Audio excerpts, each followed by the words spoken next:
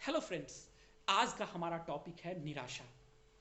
निराशा ऐसा शब्द है जो कहीं ना कहीं हर किसी को किसी न किसी अवसर पे उसका सामना करना पड़ता है। अक्सर लोग निराश हो जाते हैं। कोई अपने कैरियर से निराश रहता है तो कोई अपने पारिवारिक और सामाजिक या आर्थिक स्थिति से निराश रहता है। निराशा का मूल कारण इच्छा पूर्ति में बाधा है। हमें यदि निराशा को दूर करना है तो तीन बातों का ध्यान रखना बहुत ही जरूरी है। पहला, हमारी इच्छाएं अनंत हैं, उनकी पूर्ति, सभी इच्छाओं की पूर्ति असंभव है। तो हमें अपने इच्छा और जरूरतों के बीच सामंजस्य बना के रखना होगा। जरूरतों का पूरा होना जरूरी है, लेकिन इच्छाओं को तो पूरा कोई भी नहीं कर सकता।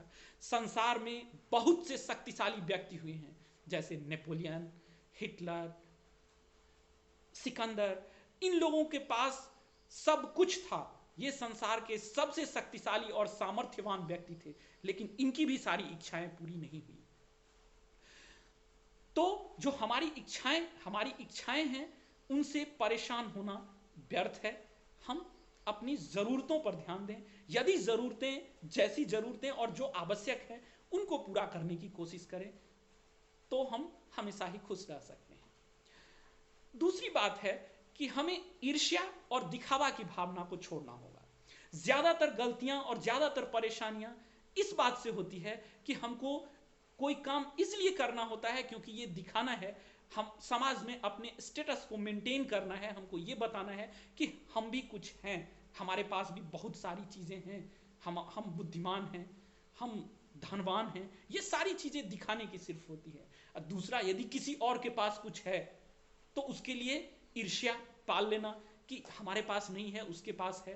तो ईर्ष्या और दिखावा, इस दोनों का पूरी तरह से त्याग करना होगा।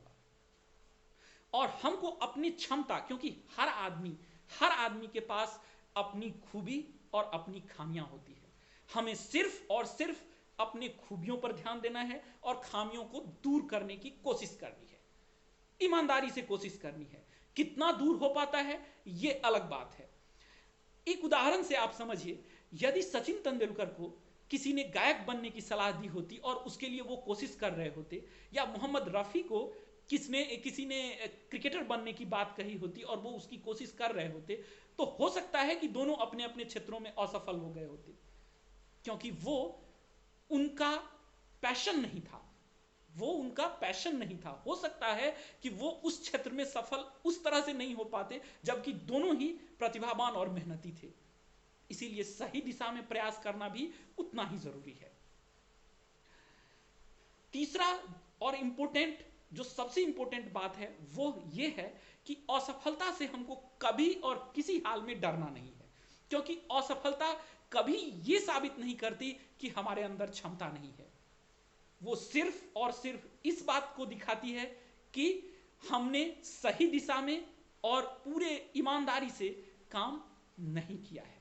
यदि हम ऐसा करें तो वही असफलता हमारा सफलता भी बन सकता है। आज मैं आपको कुछ उदाहरणों से स्पष्ट करना चाहूंगा कि निराशा को हम दूर कैसे कर सकते हैं। जैसे एक सामान्य उदाहरण है अमिताभ बच्चन का। अमिताभ बच्चन जो आज हमारे अभिनय की दुनिया के सिरमौर हैं, कभी उनको उनके फर्स्ट ऑडिशन में सिर्फ इसलिए रिजेक्ट कर दिया गया था कि उनकी आवाज भारी है और उनका कद आवश्यकता से अधिक लंबा है।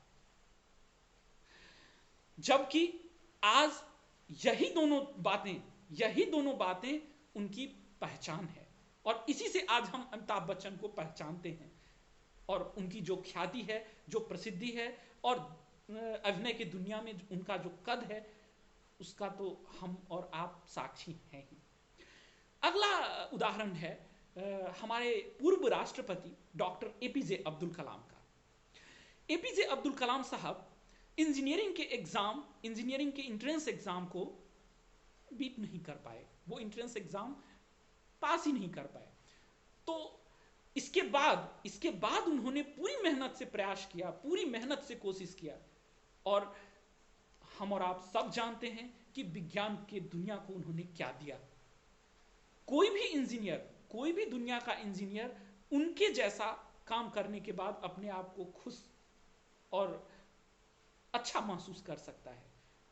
उन्होंने अपने मेहनत के दम पे वो मुकाम हासिल किया, जबकि वो एंट्रेंस एग्जाम क्लियर ही नहीं कर पाए थे। यदि इस बात को लेकर वो बैठ जाते और अपना प्रयास छोड़ देते तो आज वो वहां नहीं होते जहां हम लोग उनको देखते हैं।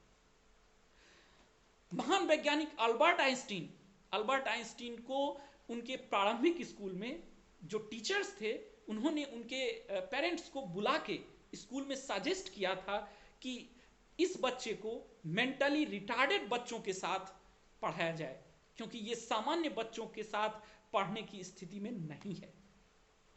अब आप सोच सकते हैं, ये वही अल्बर्ट आइंस्टीन है जिनको आज हम सहस्त्राब्दी का सबसे प्रतिभावान पर्सनैलिटी मान रहे हैं, जिनको कि मेंटली रिटार्डेड बच्चों के साथ पढ़ाने की सलाह दी गई थी। उन्होंने अपने प्रयास और अपनी मेहनत से खुद को साबित किया और दुनिया को भी बताया कि किसी भी परिस्थिति में घबराना नहीं चाहिए, और यदि हम पूरे मन और लगन से प्रयास करें तो हम कहीं भी और कुछ भी पा सकते हैं। अतः इन सब दृष्टांतों को देखकर हमको सिर्फ और सिर्फ एक ही चीज समझने को मिलती है, एक बात जो हमारे लिए समझना सबसे जरूरी हो जाता है कि असफलता से कभी भी हमें हताश नहीं होना चाहिए। पूरे मन से, पूरे लगन से अपना कर्म करता रहना चाहिए और ईमानदारी से अपने प्रयास को जारी रखना चाहिए। एक और दृष्टांत है थॉमस एल्वा एडिसन का। वो भी बहुत बड़े साइंटिस्ट थे। वो बल्ब के आविष्कार के लिए हम लोग उनको जानते हैं। जब वो बल्ब का आविष्कार कर रहे थे उस समय उनके सैकड़ों प्रयोग असफल हो गए। तो उनके दोस्तों ने उनको सलाह दी कि जब इतने प्रयोग असफल हो रहे हैं तो क्यों तुम इस काम के पीछे पड़े हो, इसको छोड़ दो, कोई दूसरा एक्सपेरिमेंट ट्राई करो, कुछ और करने की कोशिश करो। तो उन्होंने कहा नहीं, अब तो मैं बिल्कुल इसको नहीं छोड़ूंगा, क्योंकि जो मेरे सैकड़ों प्रयास असफल हुए हैं इससे हमको यह पता चला है कि उन तरीकों से कम हम बल्ब को नहीं बना सकते हैं, उन तरीकों से कम बल्ब को नहीं बना सकते हैं। अब तो जो बचा हुआ तरीका है वो तो सिर्फ और सिर्फ बल्ब को बनाने के लिए ही है। अब यदि हम इस प्रयोग को यहां छोड़ देते हैं तो बल्ब तो कभी नहीं बनेगा। और हुआ भी ऐसा ही। उन्होंने बल्ब को बनाने में सफलता पाई और उस बल्ब ने आज हमारे जीवन में बहुत सारे क्रांतिकारी परिवर्तन लाए हैं। तो हमको कभी भी असफलता से हताश नहीं होना चाहिए, और क्या पता कि अगले मोड़ पर ही सफलता मेरी इंतजार कर रहा हो। होता भी है, यदि हम सही दिशा में और सच्चे लगन से प्रयास करें तो सफलता कहीं भी दूर नहीं है। और इसके अलावा हम एक और चीज समझ सकते हैं कि सिर्फ असफलता हमारे इस चीज को ही निर्देशित करती है कि हमारा प्रयास सही दिशा में और सही तरीके से नहीं किया गया है।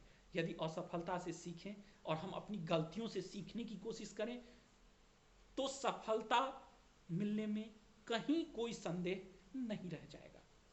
धन्यवाद।